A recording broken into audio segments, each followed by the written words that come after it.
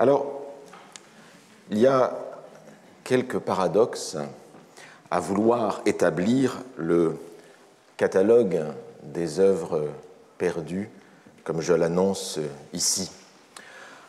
On dirait un peu un de ces paradoxes du genre de ceux qu'affectionnent les logiciens. Vous savez, le crétois qui vous dit que tous les crétois sont des menteurs. Et en l'occurrence, ici, dans le cas présent, faire le catalogue des œuvres perdues, ce serait comme vouloir faire l'ensemble de tous les objets qui échappent à tous les ensembles, ce qui est une tâche impossible, en tout cas contradictoire. Car de fait, les œuvres perdues sont celles qui, par principe, échappent à tous ces ensembles que constituent les catalogues. Elles échappent à tous les décomptes, elles échappent à tous les recensements. Les œuvres perdues sont, par principe, incatalogables, si je puis me permettre ce néologisme. Et si jamais il était possible d'établir la liste des œuvres perdues, c'est que, en fait, elles ne seraient pas vraiment perdues. Alors comment faire ? Dans quelle galère me suis-je imprudemment embarqué ? Alors c'est vrai, oui, je vous l'avoue d'emblée, nous ne pourrons pas ici établir le catalogue proprement dit des œuvres perdues comme Leporello fait dans Don Giovanni le décompte des 1003 conquêtes de son maître, 1000 lettrés, etc. Bon, je ne vous chanterai pas la chose. Et ce, d'autant plus que les œuvres perdues, en vérité, sont beaucoup plus nombreuses que les conquêtes de Don Giovanni. Elles sont infiniment plus nombreuses que 1003. En revanche, ce que nous pouvons dire, c'est pourquoi certaines œuvres échappent au catalogage et pourquoi certaines œuvres, donc, se perdent. Nous pouvons ainsi dresser une typologie des œuvres perdues et en délimiter les grandes catégories.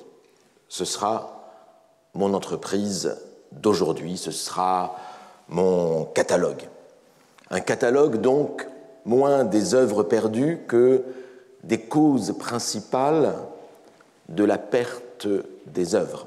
Un catalogue qui s'assimile, en fait, plutôt à cette typologie des œuvres perdues que je vous ai promise il y a quelques séances et dont j'ai plusieurs fois repoussé l'exécution. Eh bien non, cette typologie des œuvres perdues que je vous ai plusieurs fois annoncée et qui n'est jamais venue ne sera pas l'Arlésienne de mon cours. Et vous aurez noté qu'après Don Giovanni vient maintenant l'Arlésienne, et ce ne sera pas la dernière allusion musicale de cette leçon. Vous l'avez également compris par la page de titre de ce diaporama. Donc, embarquons-nous dans cette typologie, embarquons-nous dans ce catalogue. Eh bien, en premier, comme première catégorie, je pense que nous pouvons commencer par ce qui est justement le moins dissible, ce dont on peut le moins parler, justement parce que on ne peut rien en dire. Voici la première catégorie, ce sont les œuvres dont toute trace, tout souvenir même, est perdu. Ce sont les œuvres dont on ignore si elles ont jamais existé. Ce sont les œuvres dont aucune trace, mais vraiment, absolument aucune trace, aucun témoignage, même indirect, n'existe. Mais il faut en faire l'hypothèse, malgré tout, de ces œuvres. C'est ce continent immense, invisible, autour de tout ce que nous connaissons, même indirectement. Alors, bien sûr, de ces œuvres perdues totalement, on ne peut rien dire positivement. On ne peut que faire des suppositions, on ne peut que laisser vagabonder son imagination. Si par exemple un barde de Néandertal a chanté les mammouths, si ce chant a eu un certain succès dans sa communauté, s'il s'est transmis sur quelques générations, c'est possible, mais nous n'en saurons jamais rien. Alors, vous connaissez le célèbre roman sur la préhistoire de Rosny Aîné, La guerre du feu, paru en 1909. Il est intéressant de voir la façon dont Rosny Aîné, dans cette œuvre fameuse, la façon dont Rosny Aîné évoque cette impossibilité du chant, cette impossibilité du verbe chez les hommes de la préhistoire. Je voudrais vous montrer ici une scène tirée de ce roman. Nous sommes au cœur de la préhistoire. Il y a 100 000 ans, peu ou prou, nous dit le récit. Et 3 membres de la tribu des Oulamres, les Oulamres, je ne sais pas du tout comment prononcer ce mot, mais Jean-Jacques Hano avait trouvé des solutions dans son film, vous vous rappelez peut-être. 3 membres de la tribu des Oulamres sont dans une caverne et ils entendent, venus de l'extérieur, les mugissements monstrueux d'un troupeau d'aurochs dans la plaine.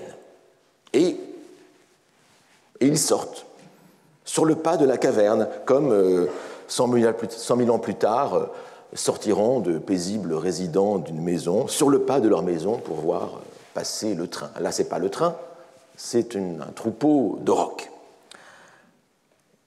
Et voici ce qu'écrit Rosny Aîné. Les 3 Oulamres sortirent de la caverne. Leur poitrine tressaillait au grand spectacle. Leurs cœurs en connaissaient la splendeur sauvage. Leur mentalité obscure y saisissait, sans verbe, sans pensée, je répète, sans verbe, sans pensée, l'énergique beauté qui tressaillait au fond de leur propre être. Ils pressentaient le trouble tragique d'où sortira, après les siècles des siècles, la poésie des grands barbares. Alors, voilà pour la poésie dans La guerre du feu. Ce n'est pas de la poésie à proprement parler, c'est une promesse de poésie. C'est le pressentiment du tragique qui animera, près de 100 000 ans plus tard, la poésie archaïque, selon Rosny Aîné. Et en effet, selon le texte, ces Oulamres, ces hommes de la préhistoire, n'ont ni verbe, ni pensée. Mais ça ne les empêche pas, dans le roman, de parler, ça ne les empêche pas d'élaborer des stratégies, bref, quand même, de penser. Donc, sur ce point, le roman est assez contradictoire. Ces hommes peuvent faire la guerre, ils peuvent tomber amoureux, et ils ne sauraient pas penser. Et de fait, je trouve ici Rosny Aîné particulièrement pessimiste. Car pourquoi priver les Oulamres de poésie? Qu'est-ce qu'il en sait, au fond? Et qu'est-ce que nous en savons, nous? Je pense que même mon collègue Jean-Jacques Hublin n'en sait pas grand-chose, en vérité.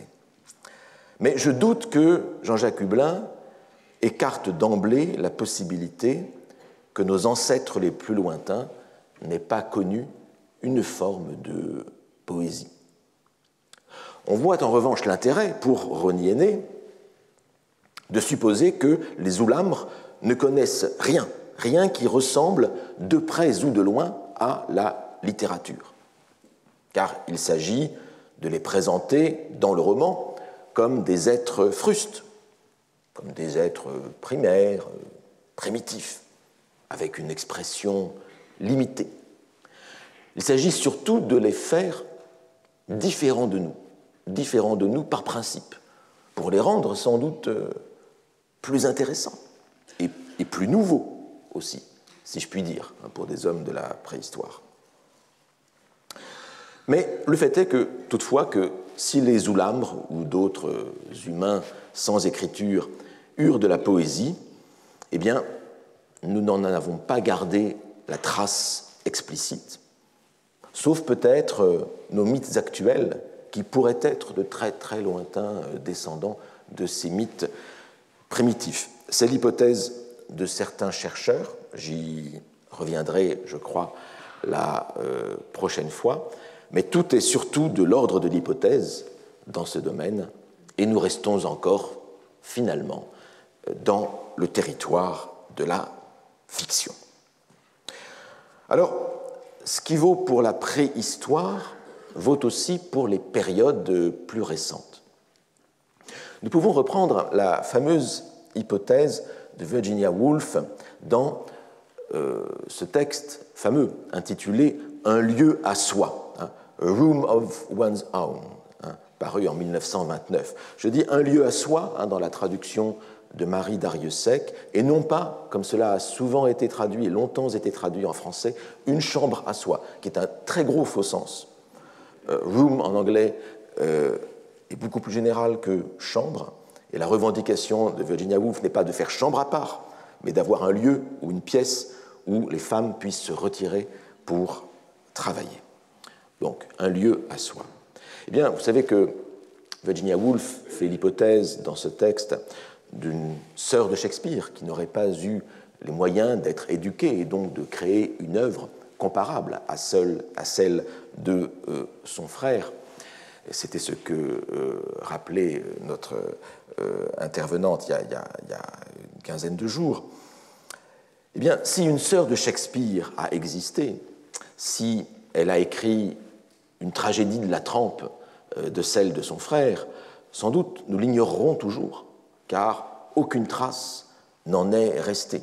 Aucune trace n'est restée ni de l'œuvre, ni de l'auteur, ni de l'autrice. Mais pourquoi pas? Pourquoi ne pas en faire l'hypothèse? En fait, c'est un acte de modestie épistémologique que de faire de telles hypothèses et d'imaginer quelles sont les œuvres qui auraient pu disparaître et qui pourraient éventuellement faire sens avec les autres œuvres, celles que nous avons conservées. Je crois que nous devons toujours être prêts à nous représenter l'étendue presque infinie de la disparition des œuvres, même si cette prise de conscience est tout de même assez déstabilisante. Nous devons toujours nous représenter notre ignorance comme beaucoup plus grande encore que nous ne pourrions l'imaginer. Voilà donc pour ces œuvres de la première catégorie, les œuvres qui n'ont laissé aucune trace, aucun souvenir. On ne peut pas en dire grand-chose, mais c'est une hypothèse qui est importante et importante scientifiquement, épistémologiquement.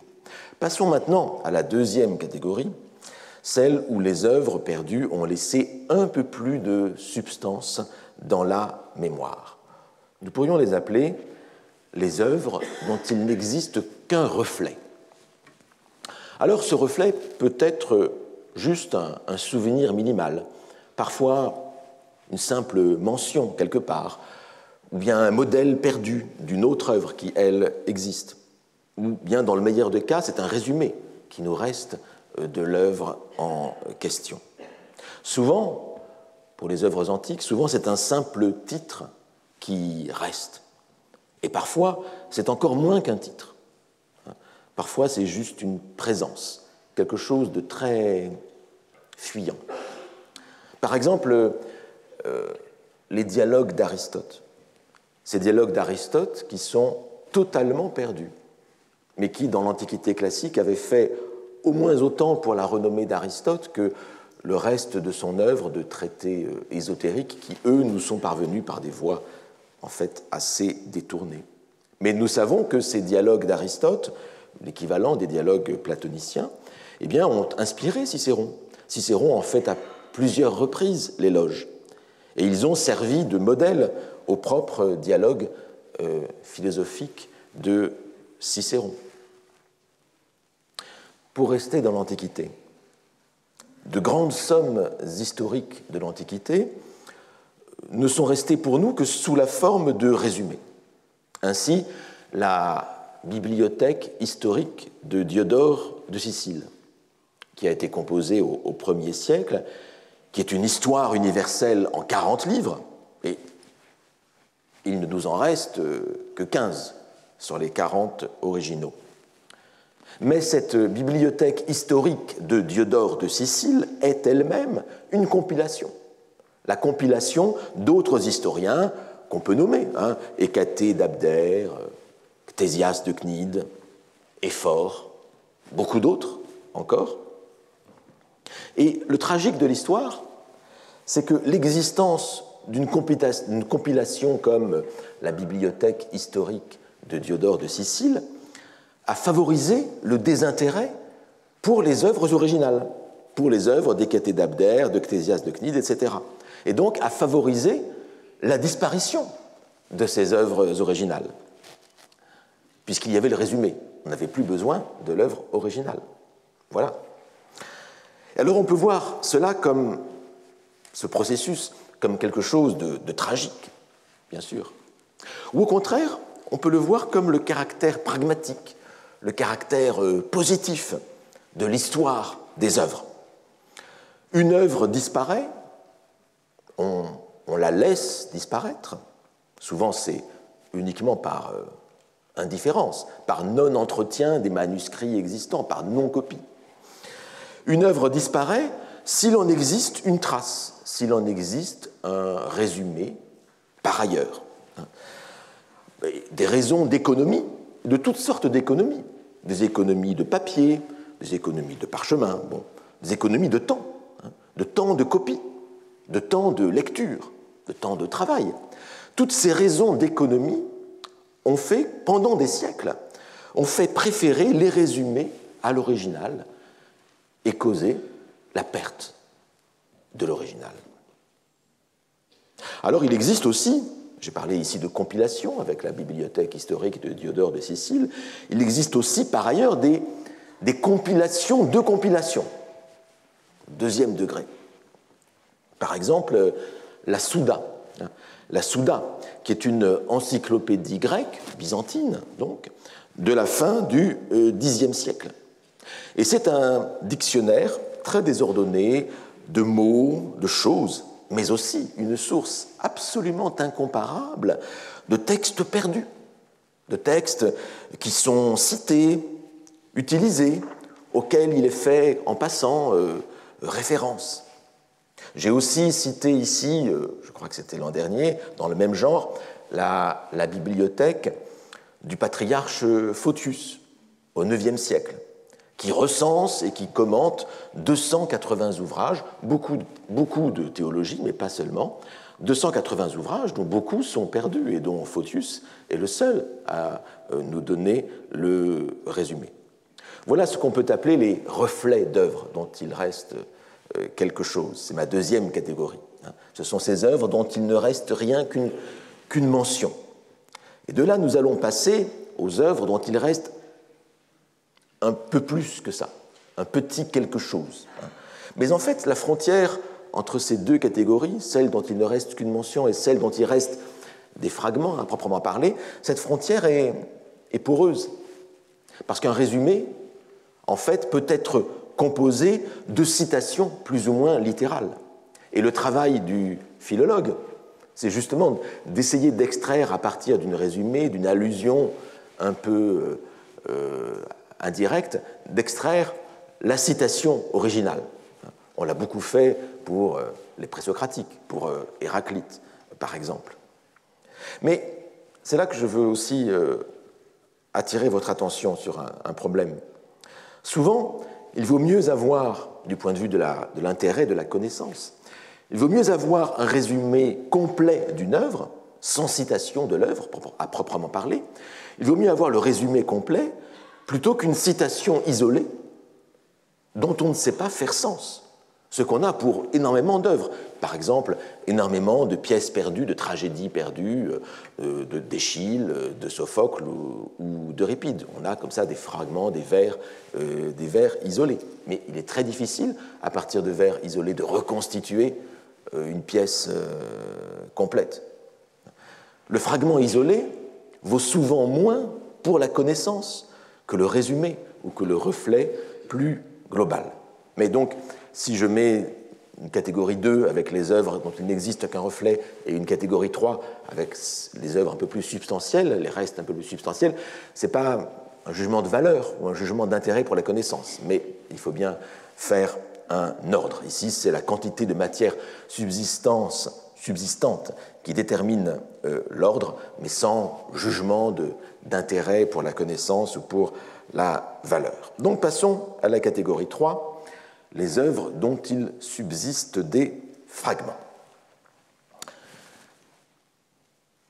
Le 24 février 1852, Nicolas Gogol jeta au feu un ensemble de papiers. Or, il se trouve que c'était le second volume des âmes mortes, son grand roman. Ce second volume auquel il travaillait depuis de nombreuses années. Pourquoi se débarrasser d'un seul coup de ces papiers? Alors, plusieurs hypothèses circulent. Gogol aurait agi soit sur les conseils de son confesseur, méfiez-vous des confesseurs, soit dans un accès de colère, soit par erreur.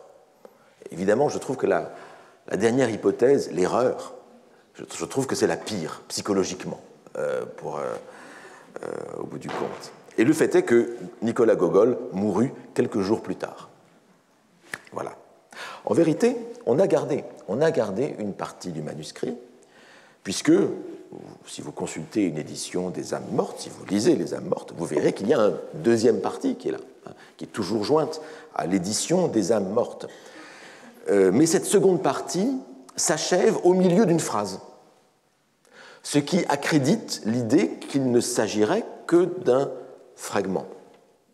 Mais certains spécialistes pensent au contraire que l'inachèvement était voulu par Gogol et qu'il est typique de s'arrêter comme ça au milieu d'une phrase. C'est typique de l'art de Gogol, de son ironie. Donc il y a ici une incertitude pour savoir si nous avons affaire à un véritable fragment de la deuxième partie ou si en fait c'était le projet tel que Gogol l'a mené à son terme, avec une œuvre illusoirement inachevée.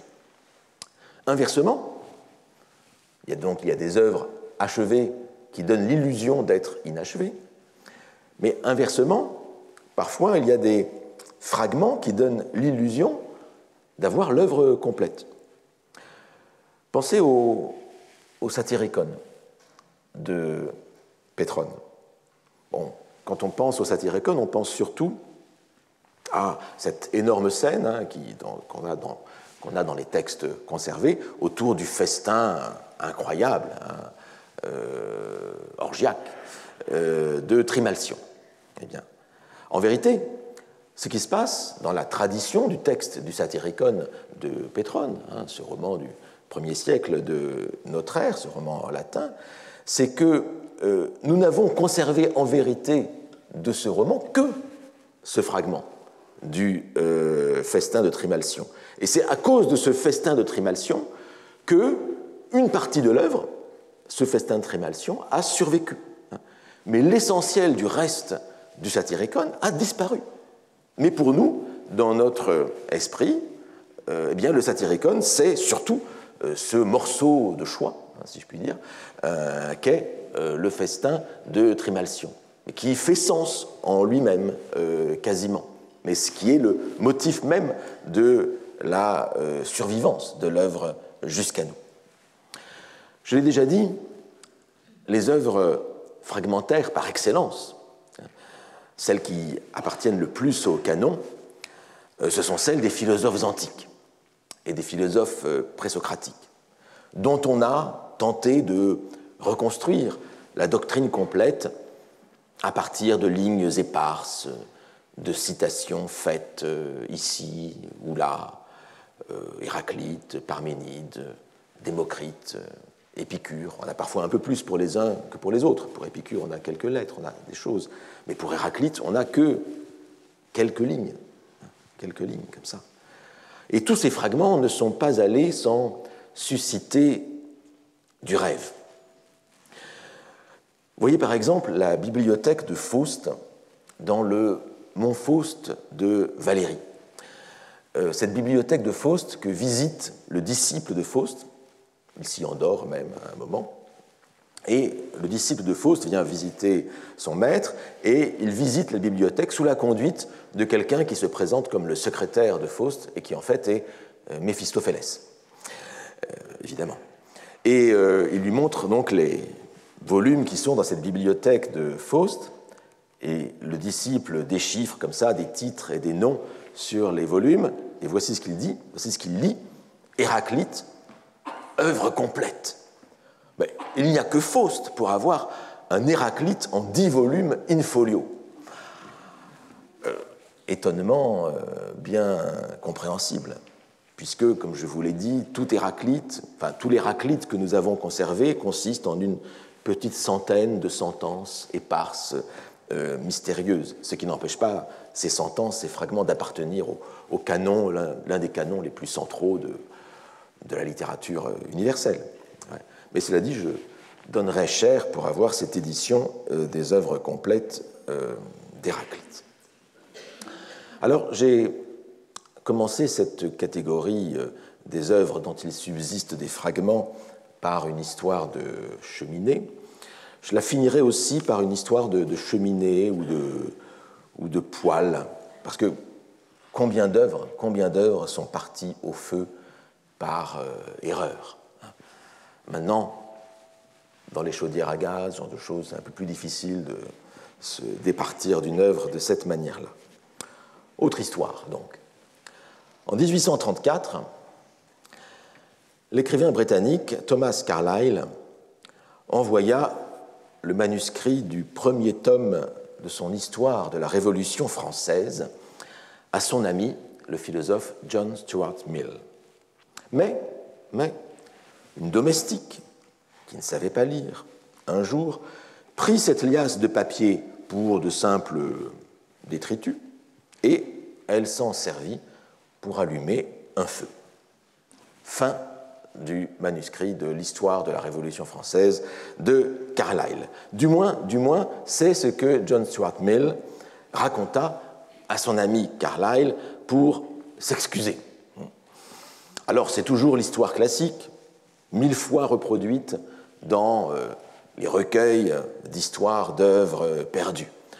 Un ignorant, et souvent c'est une femme, qui ne sait pas lire, dans les époques, dans les contrées où elles étaient moins éduquées que les hommes, et puis, sans doute, il est plus facile d'accuser une femme, et oui. Souvent, c'est une femme, donc dans ces histoires-là, une ignorante, qui se débarrasse de ce qu'elle prend pour un encombrant, et voilà le chef-d'œuvre, ou le prétendu chef-d'œuvre, parti en fumée. On se demande souvent ce qui advint ensuite. Eh bien, d'abord, dans ce cas-ci, contre toute attente, Carlyle et Mill restèrent bons amis, ce qui est pas mal. Carlyle n'en voulut pas trop au philosophe, qui était quand même peu soigneux de ses biens, et il écrivit directement, après la perte de ce premier volume, il écrivit directement les 2e et 3e tomes de son histoire de la Révolution française. Et c'est après avoir écrit les 2e et 3e tomes qu'il se remit au premier tome et qu'il réécrivit de mémoire le premier tome.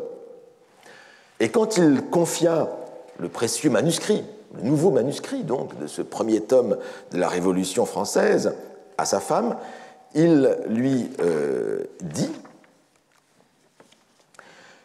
You have not had for 100 years any book that comes more direct and flamingly from the heart of a living man. » Depuis 100 ans, il n'est aucun livre qui soit sorti de façon plus directe ou plus ardente du cœur d'un homme vivant. Ardente, hein, flamingly. On entend là les flammes de l'ardeur intellectuelle qui restaurent ainsi ce qu'avaient consumé les flammes du foyer.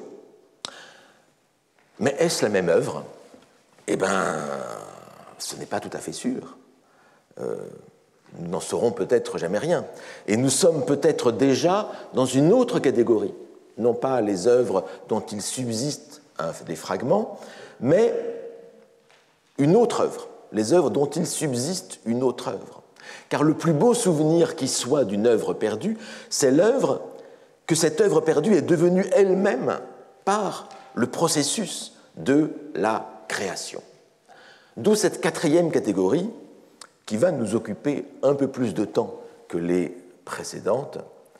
Ce sont les œuvres fondues dans une œuvre ultérieure. Dans ce cas-là, l'œuvre ultérieure occupe la place de l'œuvre initiale. Elle la remplace, littéralement, physiquement. Physiquement, parce qu'il faut voir de quel type de place il s'agit. Plusieurs cas se présentent. Il peut s'agir réellement d'une place, d'un lieu, au sens physique du terme. C'est ce qui arrive en architecture. Un bâtiment nouveau remplace le précédent bâtiment qui se trouvait sur le même lieu. Ou bien des extensions, des ailes peuvent être ajoutées, des transformations sont faites qui changent forcément la nature de l'œuvre initiale. Et la question est, dans quelle mesure l'œuvre initiale perdure-t-elle dans l'œuvre finale? L'œuvre finale vaut-elle mieux que l'œuvre initiale? Ce sont des questions que se posent tous les jours les restaurateurs. Quel état restaurer? Pensons à la flèche de Notre-Dame. Faut-il restaurer Notre-Dame avec ou sans la flèche, qui est une injonction du XIXe siècle? C'est un cas très physique, très concret, celui-ci. Mais parfois, l'espace de l'œuvre n'est pas un lieu, mais elle est un objet, elle est un matériau de dimension finie. C'est une toile, c'est une planche de bois, c'est un bloc de marbre. En sculpture, en peinture, l'esquisse est forcément détruite par l'œuvre finale, sauf si on change de bloc, sauf si on change de toile, bien sûr. Et pourtant, dans notre goût moderne, tout moment de l'œuvre en cours de formation est déjà, pour nous, une œuvre. Par exemple, on peut songer à ces esclaves de Michel-Ange qui ne devraient pas être là, mais qui ont été conservés ainsi par Michel-Ange lui-même, volontairement ou non. Ils sont l'instantané d'un processus. Ils sont une œuvre qui aurait dû être perdue pour se fondre dans une œuvre définitive. Et pourtant, l'œuvre telle qu'elle reste, ici, c'est un esclave qui se réveille, qui est à l'Accademia de Florence. Mais les Italiens emploient nous employons ce terme d'esclave, mais les Italiens ont un mot plus meilleur pour les désigner. Ils parlent des prigionieri, les prisonniers, ceux qui sont encore finalement prisonniers de la pierre et qui sont très beaux ainsi, hein, et en tout cas qui flattent notre esthétique moderne par ce caractère d'inachèvement et d'œuvre brute en cours de formation. Et donc ces esclaves sont l'instantané d'un processus. Et ce qui est perdu, d'une certaine manière, ici dans le processus, c'est l'œuvre finale, pour le coup. C'est l'œuvre qui est visée. C'est une œuvre qui est perdue par anticipation, si je puis dire. Mais ça reviendra peut-être à une autre catégorie que nous verrons ensuite. Inversement, l'œuvre achevée peut parfois se perdre au profit d'une œuvre ultérieure, une autre œuvre. Ce n'est pas le même processus, mais c'est une œuvre qui remplace sur le même matériau l'œuvre initiale. C'est le cas de ce qu'on appelle les repeints, à savoir les corrections apportées à un tableau déjà achevé. Ainsi, prenez ce magnifique tableau de Gustave Courbet, L'homme blessé, daté de 1854, qui se trouve au musée d'Orsay.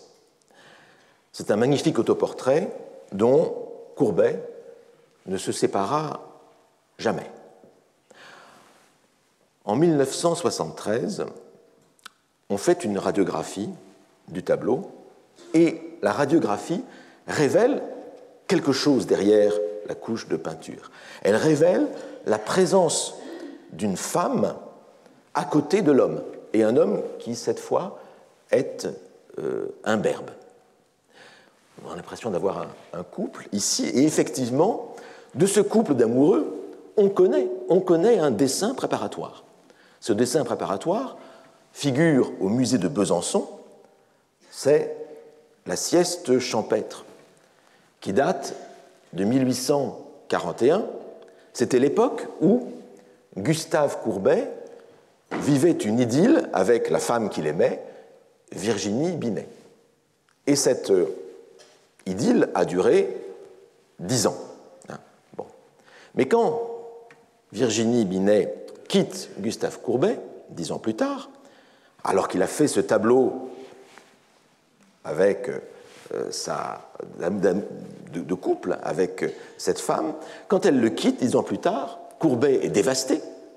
Il reprend le tableau de leur amour et il le transforme en ce tableau d'un homme agonisant, une blessure au cœur après un duel, comme on devine. On l'appelle l'homme blessé, mais pour moi, il est plutôt agonisant et en train de mourir. Alors la question est, s'il faut regretter l'amour perdu, comme Gustave Courbet le regrettait sans doute, faut-il aussi regretter cette œuvre perdue qui allait avec cet amour perdu? Et il est intéressant de voir que dans la façon dont Courbet a repeint l'œuvre, comme vous voyez ici, le bras de la femme aimée est devenu, dans la version finale, est devenu le bras de l'homme lui-même. Donc il y a eu une incorporation assez extraordinaire de la femme dans l'homme. Donc comme s'il y restait en quelque sorte quelque chose de cette blessure amoureuse dans le corps même de l'amant dévasté. C'est un exemple un peu tragique. Voici un exemple plus humoristique, si l'on veut. En 1946, Picasso subtilise au musée d'Antibes le portrait d'un général qui était le fondateur du musée, et il peint par-dessus. Et il peint par-dessus un gobeur d'oursin. Un gobeur d'oursin. Alors, on a pu retrouver le portrait du général par radiographie, un tableau du début du XXe siècle. La question est, finalement, est-ce qu'il faut regretter le portrait du général? La question est ouverte. Mais je voudrais attirer votre attention sur le fait que le gobeur d'oursin est une allégorie, finalement, du peintre qui gobe tout ce qui lui tombe sous la main ou tout ce qui lui tombe sous le pinceau. Et c'est aussi une allégorie du temps dévorant ses propres enfants. Et ce gobeur d'oursin n'est pas sans rapport, me semble-t-il, avec le célèbre Saturne de Goya, au musée du Prado, que Picasso connaissait évidemment. Il y a là quelque chose de l'activité dévoratrice du peintre qui transforme tout ce qui lui tombe sous la main pour devenir une œuvre à lui. Ce tableau effrayant de Francisco de Goya. Alors là, nous sommes sur des tableaux des sujets, des œuvres qui se disputent une matière finie. l'espace n'est pas illimité. Mais il y a des cas où l'œuvre est un objet reproductible à l'infini, en musique, en littérature, ou des cas où l'œuvre première n'est pas nécessairement effacée par l'œuvre dans laquelle cette œuvre première s'est fondue. En musique, par exemple. En musique, Beethoven a écrit successivement 4 ouvertures différentes pour son opéra Fidelio. Et toutes les 4 coexistent dans le répertoire des orchestres. Toutes les 4 sont données, parfois individuellement, au concert, sous le nom de Léonore. Alors il y a Léonore I, Léonore II, Léonore III, qui sont toutes les 3 intéressantes. Et parfois, même, ces ouvertures qui ont été évacuées finalement par Beethoven, puisqu'il y a l'ouverture de Fidelio, l'ouverture finale, qu'elle on conserve. Mais on incorpore l'une de ces ouvertures Léonore, on l'incorpore parfois à l'ouverture du 3e acte, par exemple, intégrée donc dans l'opéra. Ainsi, on a ici une œuvre qui, dans l'exécution instrumentale, intègre son état perdu. Cet état perdu qui aurait dû se détacher de l'œuvre. Qui aurait dû se détacher de l'œuvre comme le papillon se débarrasse de son cocon. On ne voit pas un papillon voler en traînant son cocon.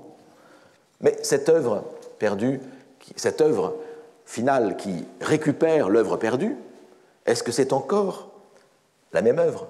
C'est une manière de faire qui, quand on y pense, est assez étrange. Je trouve qu'il y a un désir, en quelque sorte, capitaliste, de cumuler dans une même œuvre tous les états successifs de l'œuvre, comme si l'œuvre se renforçait de ses membres coupés, ce qui est parfois le cas, peut-être, mais ce qui n'est pas toujours sûr. Mais parfois, tout de même, l'œuvre initiale se fond dans l'œuvre finale de manière indistincte et élégante. Vous vous rappelez ici l'intervention de Georges Forestier sur le premier Tartuffe, ce premier Tartuffe de Molière avant censure, qui a été restauré par Georges Forestier. C'est une hypothèse, une œuvre en 3 actes, au lieu des 5 actes du Tartuffe que nous connaissons. Le Tartuffe que nous connaissons ne serait, dans cette hypothèse, que l'augmentation de la pièce originale, une augmentation de 3 à 5 actes, avec l'ajout d'une intrigue amoureuse secondaire. Ce serait une augmentation presque pure, sans perte de matière initiale, sinon quelques transitions modifiées entre les scènes. Donc là, nous aurions à la fois, si je puis dire, le premier Tartuffe et le Tartuffe final dans l'œuvre finale, le beurre et l'argent du beurre. On a ça de manière exemplaire, évidemment, dans les essais de Montaigne, qui n'ont cessé de s'allonger au fil des éditions. Les phrases ont proliféré, les intercalations, les interpolations à l'intérieur des phrases. Et les éditions courantes permettent, en général, par des lettres, de séparer les différentes strates. Alors théoriquement, il est possible, par une acrobatie de lecture, de ne lire encore que le premier texte des essais. Et souvent, cela aide à la compréhension de la phrase, au-delà des interpolations et du raisonnement, au-delà des interpolations qui ont été faites. Mais qui le fait en dehors des spécialistes? Nous croyons en général plutôt que le volume le plus plein est le meilleur. C'est encore un peu l'illusion capitaliste, si je puis dire. Le spécialiste de Marcel Proust, Jean-Marc Caranta, a publié l'an dernier, sous le titre de « Le temps perdu », la toute première version d'À la recherche du temps perdu, à savoir le manuscrit complet que Proust envoya la première fois aux éditeurs, ce manuscrit qui, fameusement, l'histoire est connue, ce manuscrit qui fut d'abord refusé. Alors, le volume fut ensuite retravaillé par Proust, les noms des personnages, de certains en tout cas, furent changés, L'ensemble fut augmenté, il fut coupé pour donner 2 volumes du côté de chez Swann et puis à l'ombre des jeunes filles en fleurs. Mais ce volume qui existe, en fait, lorsqu'on regarde les notes de l'édition de la Pléiade, on peut le reconstituer mentalement, si l'on veut. Mais là, il a ici été édité tel quel. Mais la question que je me pose, c'est une question naïve, et ce n'est pas pour dévaloriser le travail qui a été fait ici, que je trouve intéressant, mais la question qu'on peut poser naïvement, naturellement, c'est qui, en dehors des spécialistes, en dehors de quelques amateurs passionnés, des curieux, heureusement pour Proust, il y en a beaucoup, mais qui a du temps à perdre pour se plonger dans un gros volume qui est comme la recherche, mais pas tout à fait, et qui est une version antérieure, dont on sait que Proust l'a beaucoup, beaucoup retravaillé. C'est aussi une question d'économie du temps, comme dans l'Antiquité. Notre vie est limitée et nous devons faire des choix dans nos lectures. Beaucoup d'œuvres se perdent ainsi pour cette seule raison. Parfois, l'augmentation de l'œuvre, même sans altération de l'œuvre antérieure, modifie le sens de cette œuvre antérieure. Et ce sens se perd durant le parcours. Ainsi, 10 années séparent les 2 parties de Don Quichotte. Première partie, 1605, deuxième partie, 1615. Or, ce sont 2 œuvres différentes. Et la deuxième œuvre, la deuxième partie, vient changer le sens de la première, à bien des égards. C'est un peu déjà l'histoire de Pierre Ménard, de Borges, qui modifie le sens d'une phrase de Don Quichotte. Le premier Don Quichotte, celui de 1605, est une merveilleuse parodie des romans de chevalerie, et ce n'est déjà pas mal. Mais le nouveau Don Quichotte, le Don Quichotte de 1615, devient tout autre chose. C'est une fable presque métaphysique sur la réalité, sur l'illusion, sur le monde des apparences et du rêve. C'est une méditation presque tragique, quoique drôlissime, sur la condition humaine, où l'ingénieux Hidalgo de la Manche devient l'emblème de toute l'humanité. Avant, il était un ridicule, et maintenant, il devient une sorte d'être humain essentiel.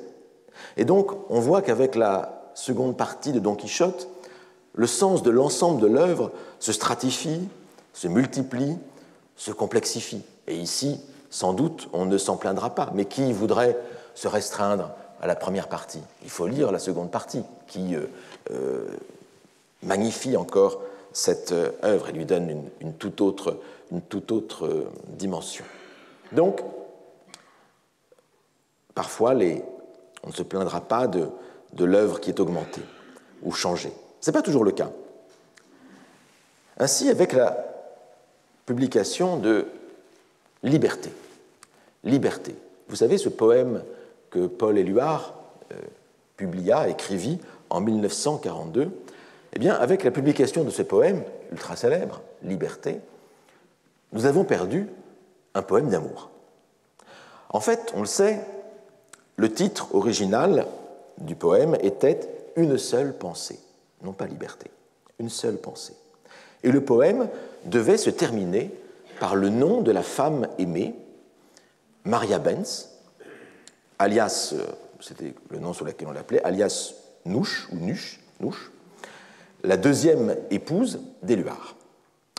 En 1952, dans une conférence, Éluard fit la révélation de cette histoire du poème. J'ai écrit ce poème pendant l'été de 1941.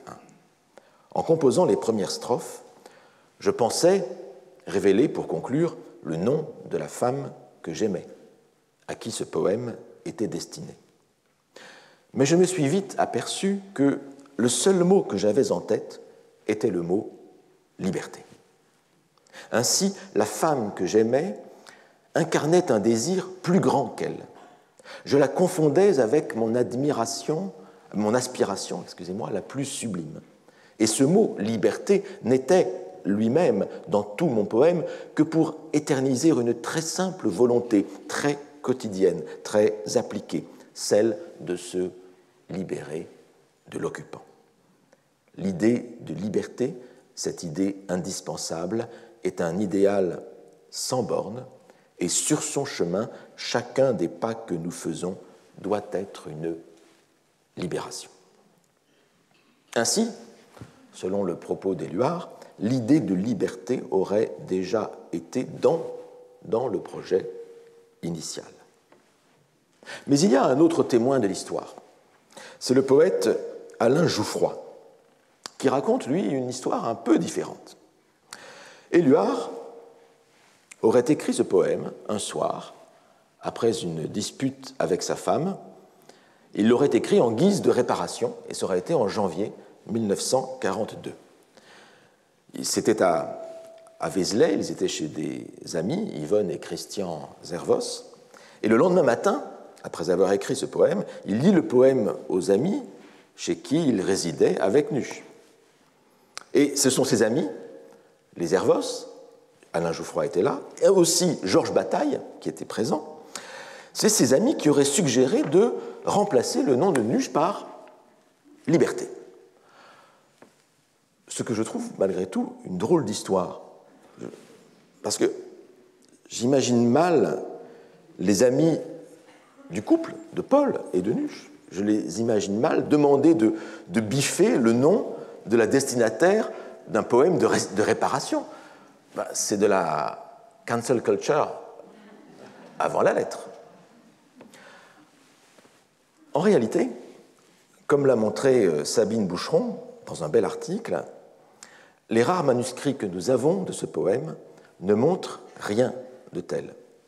On ne dispose en fait, surtout, c'est l'essentiel de ce qui nous reste du manuscrit. C'est-à-dire, en fait, vous le voyez, une misonnette, c'est très propre, hein, une misonnette retravaillée vers le bas. On peut deviner le titre qui a été raturé, hein, une seule pensée, hein, remplacée par liberté, mais à la fin, on voit déjà le mot liberté, on ne voit pas autre chose. Hein. Le titre a été raturé, mais liberté est déjà là. Et donc, il vaut sans doute mieux suivre littéralement le récit d'Éluard, celui que je vous ai dit. Éluard, sans doute, écrivit les premières strophes en pensant à sa femme, mais il termina la rédaction en pensant à la liberté.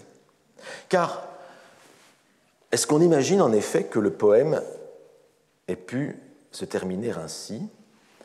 Je vous lis les deux dernières strophes. Sur la santé revenue, sur le risque disparu, sur l'espoir sans souvenir, j'écris ton nom, et par le pouvoir d'un mot, je recommence ma vie. Je suis né pour te connaître, pour te nommer Nuche.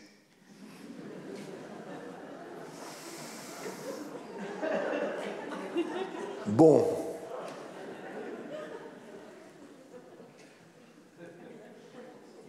Alors, je crois que de simples raisons d'euphonie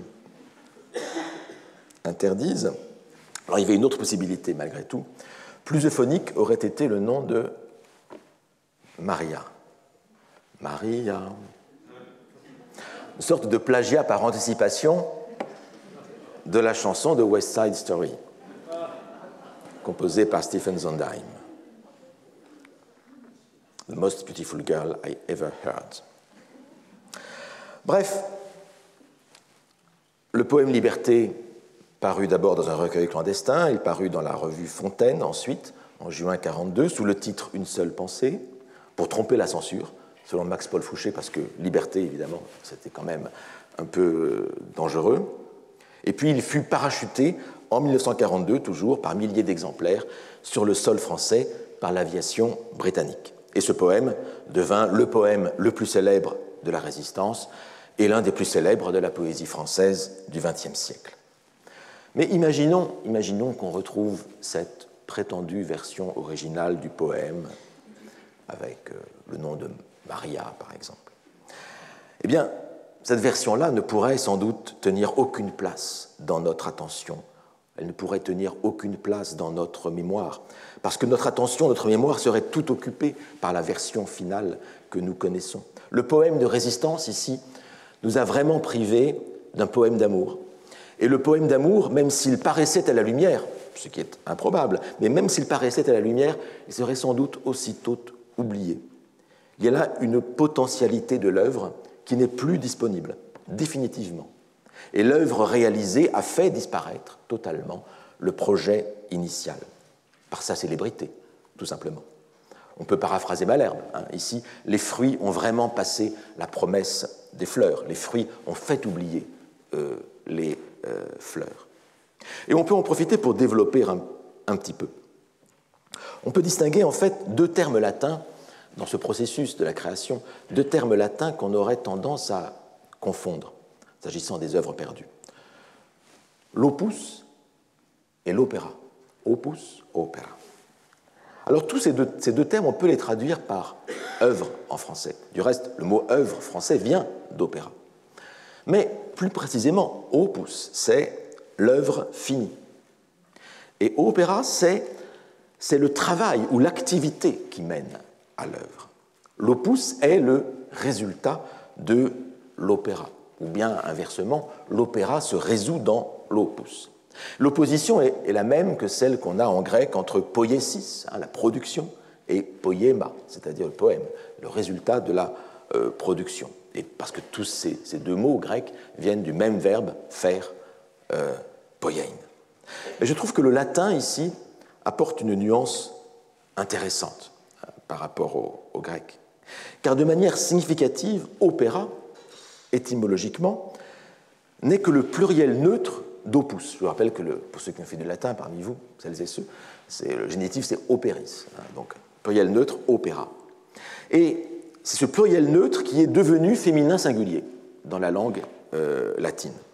Et donc c'est un pluriel qui, en quelque sorte, désigne la multiplicité des œuvres qui se succèdent dans le temps du travail, dans le temps de la création.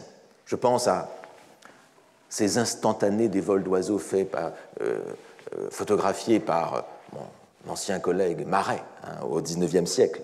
Eh bien, les opéras, c'est ça, précisément. C'est ces multiplicités d'œuvres dans le processus de la création qu'on pourrait photographier à chaque instant. Opéra, la création, c'est en fait, la création, c'est un chemin d'œuvres multiples. C'est un chemin d'œuvres possibles qui sont abandonnées en cours de route. Et pour quelqu'un comme Paul Valéry, précisément, c'est l'opéra qui compte, plus que l'œuvre. L'œuvre ne vaut que comme un exercice. Et sans aller jusqu'à cet extrême, sans aller jusqu'à sacrifier l'œuvre au profit de l'opération, la critique génétique textuelle, qui est issue en partie des réflexions de Paul Valéry, eh bien la critique génétique s'est justement donnée pour objet de mettre en lumière ce travail de la création, ce travail qui s'annule dans l'œuvre finie. Une œuvre finie qui rend invisible le travail dont elle est issue et qui fait que les premières ébauches sont des œuvres perdues. Je vous renvoie ici à un article célèbre de l'un des fondateurs de la critique génétique, Louis Hay, dans un article intitulé « Le texte n'existe pas ». Et Louis Hay, ici, cite Julia Kristeva. Les termes entre guillemets sont de Julia Kristeva, ainsi que les termes importants phénotexte et génotexte. Je cite, c'est de la prose critique des années 70-80. Le phénotexte est un produit fini, un énoncé ayant un sens, et qui manifeste, hic et nunc, la présence du génotexte, défini comme un engendrement infini, syntaxique et ou sémantique, irréductible à la structure engendrée. Dans une telle construction, la réalité la plus profonde du texte se trouve dans la productivité, le sans fin des opérations possibles. Bon, tout cela demande un peu d'exégèse, mais le vocabulaire, vous l'aurez reconnu si vous suivez les cours d'Edith Heard ou de Denis Duboul, le vocabulaire est celui de la génétique biologique. Le phénotexte, c'est l'équivalent du phénotype, c'est-à-dire l'expression du génome dans des circonstances particulières, et le génotexte, c'est le génome lui-même, ce qui fait surgir le texte. Le phénotexte, c'est le texte que nous avons sur la page, et au-dessous, le phénotexte, c'est l'œuvre. Et le génotexte, c'est ce qu'il y a sous l'œuvre. C'est cette force d'engendrement que l'on peut arriver à déceler sous l'œuvre, notamment par l'étude des manuscrits, par l'étude des brouillons, qui nous importent aussi. Et le coup de force de la théorique de la critique génétique, représenté par l'Institut des textes et manuscrits modernes, eh bien, consiste à déplacer le regard sur la puissance de production. Et on a cela chez Valéry. Regardez ce poème de Valéry, ce double poème. Le premier s'intitule, ce sont 2 sonnets. Le premier s'intitule Féerie.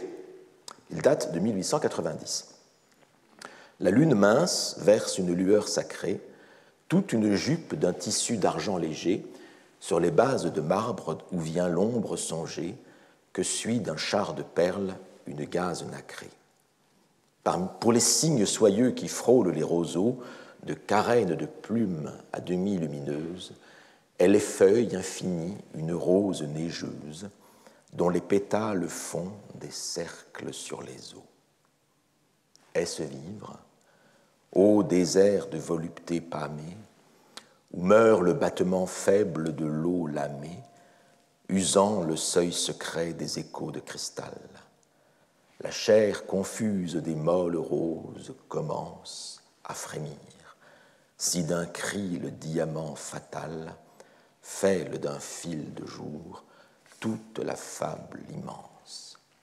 Poème d'inspiration très symboliste, poème de jeunesse qui ressemble peu au poème que Valéry écrira 20 ans, 30 ans plus tard. Mais dans l'album de vers anciens, Valéry place côte à côte ce poème, Féerie, à côté d'un autre poème.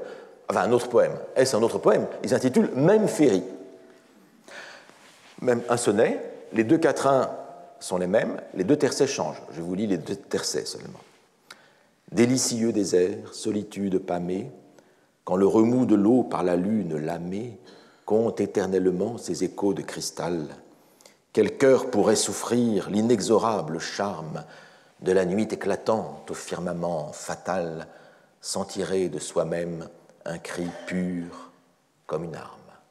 Et on entend, je trouve, dans cette version en fait de 1925, on entend des échos de la Jeune Parc.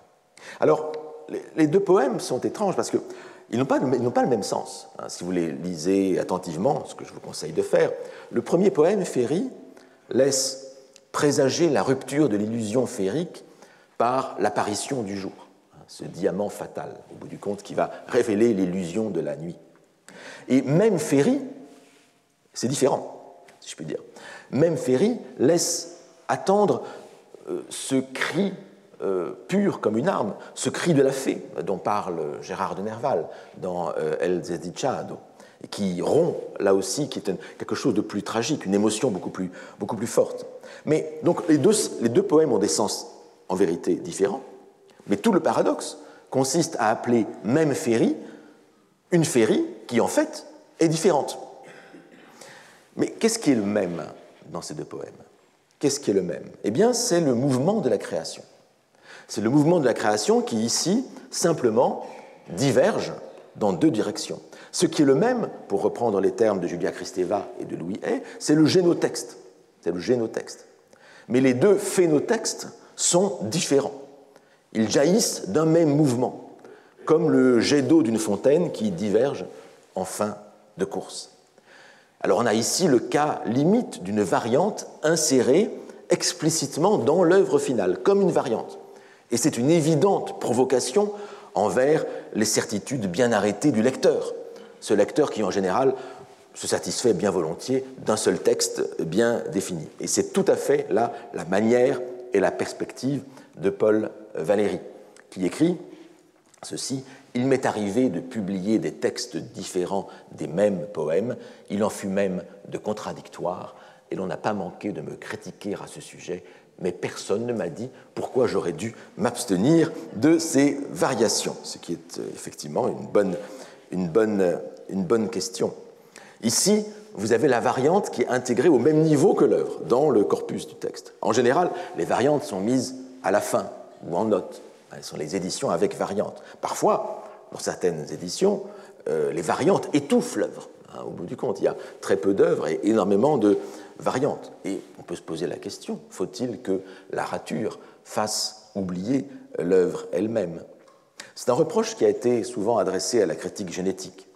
C'est un peu comme la relation d'incertitude de Heisenberg. Vous savez, on ne peut apercevoir à la fois l'onde et le corpuscule.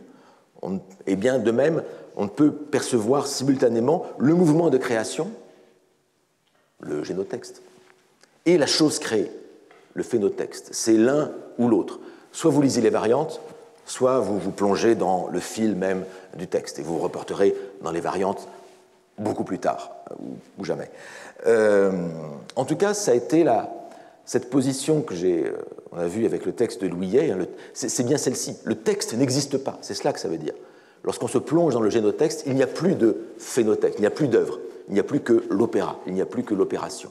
Et donc, c'est ressusciter cette œuvre perdue dans laquelle, qui devrait en principe se fondre dans l'œuvre finale. Mais parfois, les deux moments de la création, le moment initial, le moment final, existent encore, mais l'un occupe toute la mémoire collective et individuelle. On peut dire que À la recherche du temps perdu a pris la place de Jean Santeuil. Ce n'est pas difficile à dire. Mais parfois aussi, l'œuvre initiale, le premier jet, a une valeur esthétique qui mérite d'être redécouverte, une valeur indépendante de l'œuvre finale. Et ce que nous allons voir pour conclure cette séance avec un exemple musical. Cet exemple musical, c'est un thème fameux de Franz Schubert qui traverse sa brève carrière. Il est mort à 30 ans. Ce thème est surtout connu comme celui du mouvement final de son avant-dernière sonate pour piano. C'est un rondo en la majeure, donc dans cette 20e et avant-dernière sonate en la majeure, qu'on intitule souvent, dit sur son numéro, c'est la Deutsch 959, qui date de 1828. On est quelques semaines avant la mort de Schubert. Donc ce thème est très connu, en tout cas pour ceux qui connaissent Schubert un petit peu. Je vous le fais écouter. Vous allez d'abord avoir une première exposition du thème, puis une deuxième exposition avec le thème à la main gauche. Donc vous l'aurez deux fois. Le thème est constitué de deux phrases, la deuxième phrase étant répétée. Mais il suffit d'écouter, et puis ça peut-être jouera un rôle de réveiller votre mémoire de ce thème.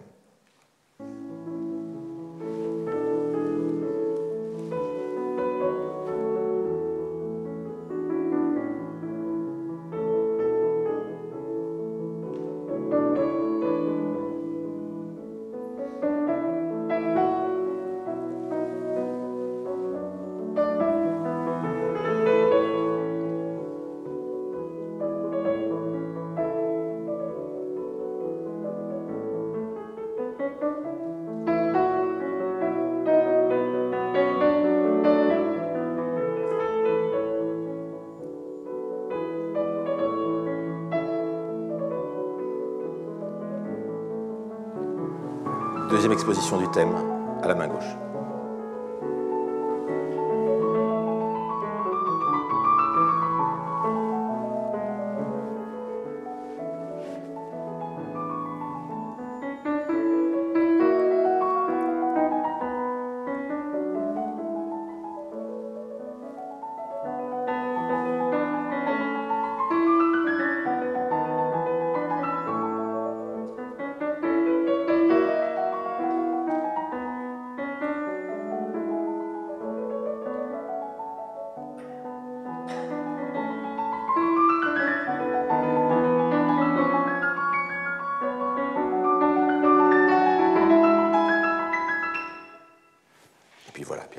Chose arrive. Or, ce thème que vous avez entendu ici, ce thème qui apparaît ici dans une œuvre vraiment des toutes dernières semaines de la vie de Schubert, ce thème en fait apparaît déjà. Il apparaît 11 ans plus tôt dans une sonate de jeunesse, dans le deuxième mouvement de cette sonate, la sonate 537, qui date, elle, de 1817 et qui est en la mineur. Et souvent, on sait que la dernière version d'une œuvre, on l'a dit, on l'a vu, la dernière version d'une œuvre est la plus belle, la meilleure. Et c'est vraiment le cas pour ce thème de jeunesse. Ce rondo final de l'avant-dernière sonate est vraiment extraordinaire, c'est un chef-d'œuvre. Et clairement, c'est une œuvre, ce rondo est une œuvre incomparablement plus aboutie que la première version du thème dans l'allegretto de la sonate Deutsch 537. Et pourtant, donc c'est une nouvelle version là, que nous avons avec le rondo. Mais lorsque vous écoutez l'œuvre perdue, qui aurait dû être perdue, à savoir cette première version du thème, lorsque vous découvrez cette première utilisation de cette mélodie dans la sonate 537, vous êtes surpris d'abord, mais en fait vous n'êtes pas déçu. L'impression que vous avez est différente. C'est comme si vous reveniez à une source, à une fraîcheur inédite. C'est comme un vieil ami bien connu, aimé, que l'on découvre sous un autre jour, et ce qui nous le rend encore plus attachant. Et en fait, quand nous écoutons la mélodie dans sa première utilisation de la sonate de jeunesse, eh bien en fait, nous investissons dans l'écoute de cette mélodie, nous investissons toutes les émotions que ce rondo-ci, ce rondo de la dernière, sous l'avant-dernière sonate, nous avait données. Mais nous les voyons dans une autre lumière, comme une histoire parallèle possible, comme une photographie ancienne que nous ne connaissions pas d'une personne qui nous est chère. Et nous avons plein d'émotions pour cette personne-là, mais là, nous la voyons sous un jour que nous ne lui connaissions pas. Je vous propose de faire l'expérience, après avoir entendu la version finale de cette mélodie, d'écouter d'abord, d'écouter cette première version de jeunesse. Alors, là aussi, vous allez d'abord avoir une première exposition du thème, puis un développement. Vous allez voir, le développement n'est pas très intéressant.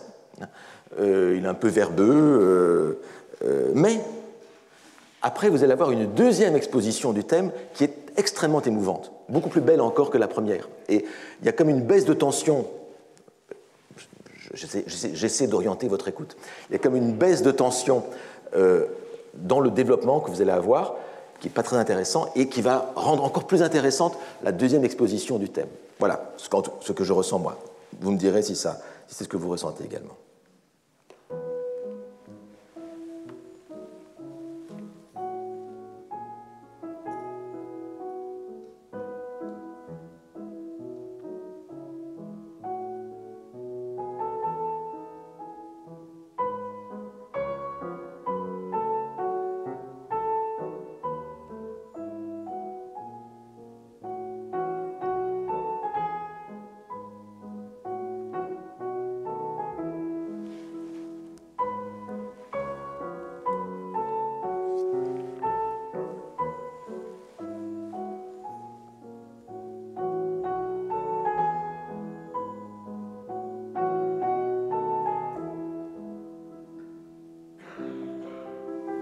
Voilà, il y a ce couplet.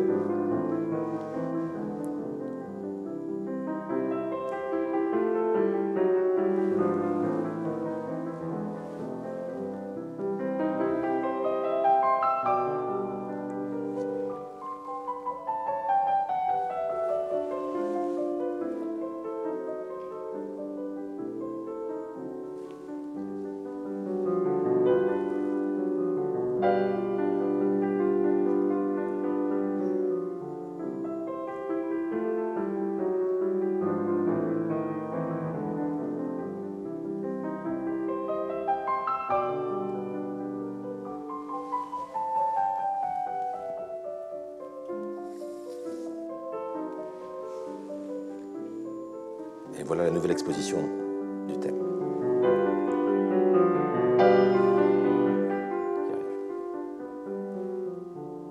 Non, je l'ai trop tôt.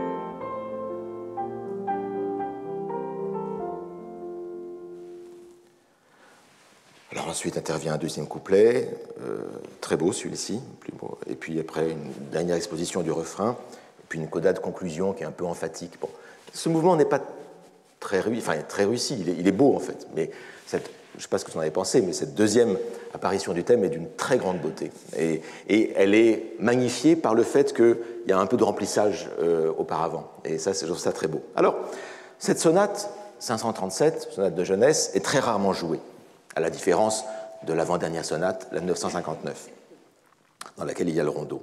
Et donc, on aurait très bien pu perdre cette première version du thème. Elle aurait très bien pu disparaître si ça avait été une sculpture ou une peinture. Et on pourrait se contenter du rondo magnifique de la Deutsch 959. Et ce serait très bien ainsi. Et pourtant, je crois qu'on ne saurait pas tout ce qu'on aurait perdu.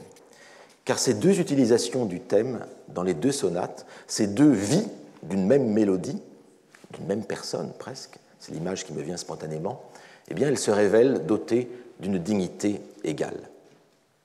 Or, étrangement, ce mécanisme de la perte et de la retrouvaille, de la perte du thème du refrain et de son retour, celle que nous avons lorsque il y a celle qui a ce travail, ce processus qui a été celui de Schubert, qui utilise une première fois le thème en 1817 et une deuxième fois dans le rondo de 1828, eh bien, ce travail de la perte et du retour, il est déjà à la base, il est encore à la base du rondo de 1828. En effet, dans ce rondo, eh bien, le thème est varié, il disparaît dans les couplets et puis il revient dans d'autres tonalités. Ainsi, il y a une très belle réexposition du thème. Je reviens donc à la sonate de... Ah, c'est à l'envers. Ben, tant pis, mais la musique sera la même. Je reviens à la... Il y a une très belle exposition du thème où le rondo apparaît en fa dièse majeur, accompagné de délicates notes répétées, et il revient ensuite dans la tonalité initiale. On est donc dans la sonate de 1828.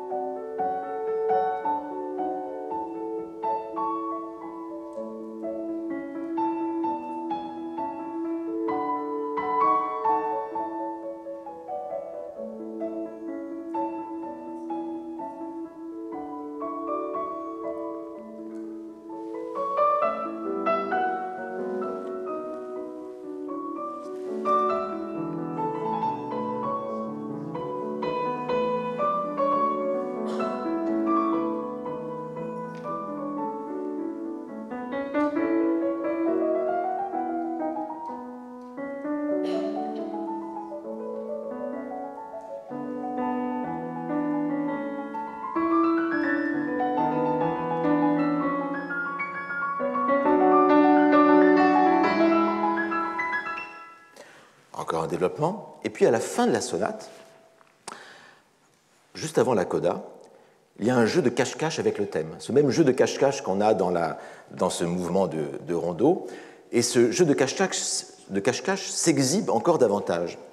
Vous avez, là ça paraît normalement, heureusement, vous avez le thème qui va s'effilocher en lambeaux.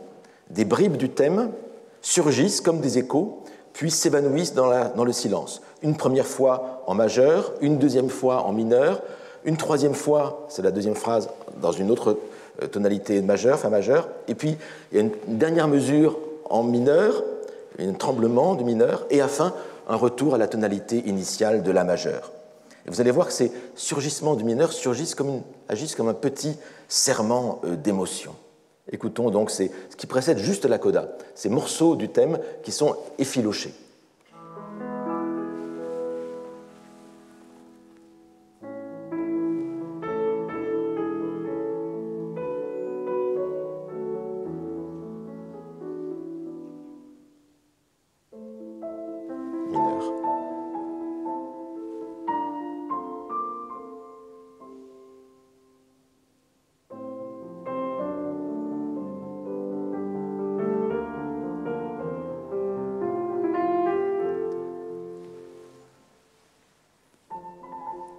petit serment d'émotion.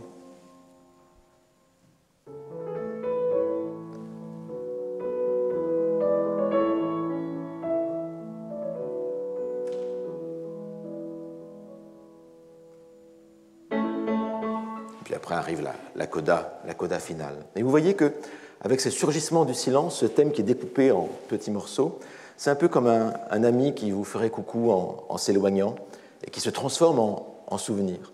Ce que nous montre ici Schubert, me semble-t-il, c'est la transformation d'une mélodie en souvenir. C'est la thématisation du retour au silence, la thématisation de la fin de la musique elle-même. Et d'autant plus émouvante qu'on est quelques semaines avant la mort de Schubert lui-même, la mort du compositeur. Et donc voilà une œuvre qui met en scène sa propre disparition, qui met en scène sa propre perte. Et tout le romantisme est là. Il est là comme un édifice construit sur le sentiment de la perte, sur le sentiment, pour parler comme Alfred de Musset, ce sentiment d'être venu trop tard dans un monde trop vieux. Dans ce poème qui fit beaucoup pour la renommée de Musset, Rolla, ce poème qui commence par une déploration sur les mondes perdus. Je vous l'expose ici, je ne vais pas la lire, c'est un peu emphatique comme discours, mais c'est un peu quand même l'idée qu'on vient trop tard, qu'il y a un monde perdu et qu'on est là vraiment pas à sa place. L'œuvre romantique, eh bien, elle s'édifie sur le sentiment de cette perte. Et ce sentiment, avec Schubert, n'est pas un simple thème de l'œuvre. Il est transposé, comme j'ai essayé de vous le montrer, il est transposé dans la structure même de l'œuvre. C'est une œuvre qui se fragmente à la fin, comme pour mimer l'effet de la ruine des choses, l'effet général du temps sur l'existence des œuvres. Avec toutefois un paradoxe, et puis un effet recherché et obtenu.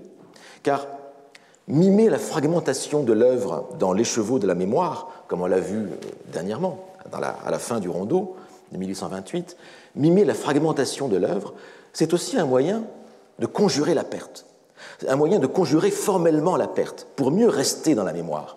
Les fragments sont donnés ainsi d'emblée par l'œuvre. L'œuvre s'est elle-même réduite en ses plus simples éléments, comme si la mémoire avait déjà fait son œuvre. Et rien ne peut plus désormais arriver à ces fragments et à l'œuvre elle-même, puisqu'ils ont déjà été réduits dans leur état élémentaire. Mimer la perte, mimer l'éloignement, c'est faire de cette perte, faire de cet éloignement une présence positive, une manière d'exorciser la terreur de la perte. Et c'est ainsi peut-être qu'il est possible d'empêcher que l'œuvre ne se perde. Et c'est pourquoi aussi le thème du rondeau de l'avant-dernière sonate de Schubert, dont je vous ai beaucoup parlé, pourquoi ce thème nous hante tant. C'est aussi pourquoi il nous reste si intensément dans l'oreille. C'est parce que ce thème, surtout à la fin, dans son traitement par Schubert, reproduit la structure même de notre mémoire, parce qu'il reproduit le mécanisme même du délitement des souvenirs. Et nous sommes heureux, malgré tout, que la première utilisation de ce thème dans la sonate 537 n'ait pas été perdue. Et ainsi, nous participons pleinement à la puissance de création de Schubert, à cette force d'invention et de métamorphose qui donne toujours l'impression de la spontanéité. Alors, souvent, toutefois, à la différence de ce cas-ci, souvent les ébauches se perdent, et on peut se consoler en se disant que les ébauches valaient moins que le résultat final. Mais est-ce toujours si certain ? On peut aussi se consoler, comme le fait l'un des personnages, je termine là-dessus, du dernier roman de Mohamed Ibn Bougarsar, qui est aussi le dernier prix Goncourt, La plus secrète mémoire des hommes. C'est la poétesse Siga qui s'exprime.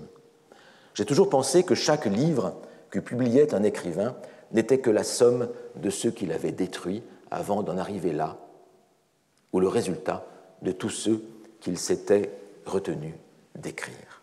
Très belle phrase. Et en effet, c'est une douce consolation que de penser que les œuvres existantes sont les rejetons des œuvres disparues. C'est vrai de certaines œuvres. Et ainsi, pleure-t-on moins les œuvres disparues si l'on pense que les œuvres existantes en sont le résultat. Mais penser que toutes les œuvres disparues se sont métamorphosées dans des œuvres existantes, dans des œuvres présentes, ce ne peut être que l'objet d'une foi ou d'une conviction philosophique, l'objet d'une philosophie de l'histoire, à la manière de Hegel, postulant que le présent est le résultat d'un développement dialectique, c'est-à-dire un développement organique du passé. Et de ce point de vue, du point de vue de Hegel, le passé est effectivement inclus dans le présent. Eh bien, c'est sur cette fragile conviction, cette fragile profession de foi que nous resterons en attendant notre dernier cours, ultime cours de cette année, qui aura lieu la semaine prochaine. Je vous remercie.